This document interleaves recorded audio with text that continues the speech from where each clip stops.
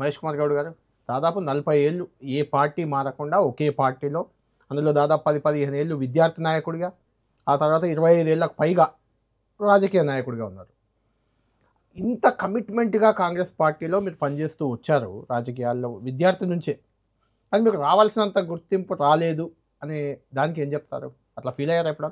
రాజకీయాల్లో మనం ఎంత కష్టపడ్డా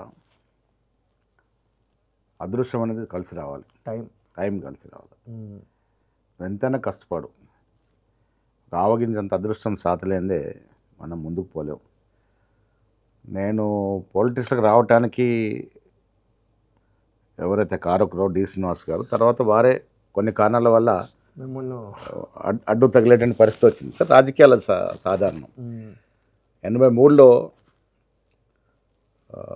ఎన్ఎస్వై జిల్లా ప్రధాన కార్యదర్శిగా, ఆనాడు గిరిరాజ్ కళాశాల డిగ్రీ కళాశాల నేను వైస్ ప్రెసిడెంట్గా ఎన్నికైన తర్వాత డి శ్రీనివాస్ గారే పిలిచి ప్రోత్సహించి నన్ను జిల్లా ప్రధాన కార్యదర్శి, తర్వాత 86లో జిల్లా ఎన్ఎస్వై అధ్యక్షుడిగా, ఆనాడు పి సుధాకర్ రెడ్డి వాళ్ళ బీజేపీ ఉన్నారు, వారు స్టేట్ ప్రెసిడెంట్గా ఉండే, రమేష్ చెన్నితల గారు ఇప్పుడు కేరళ అపోజిషన్ లీడరు, ఆనాడు ఆల్ ఇండియా ఎన్ఎస్వై అధ్యక్షుడిగా ఉండే. సో శ్రీనివాస్ గారి ప్రోద్బలంతోనే సుధాకర్ రెడ్డి గారు పిలిచి నన్ను జనరల్ సెక్రటరీ, తర్వాత డిస్ట్రిక్ట్ ప్రెసిడెంట్ చేయడం జరిగింది. సో ఎన్ఎస్వై అనేది ఒక కమిట్మెంట్ ఉన్నటువంటి ఆర్గనైజేషన్.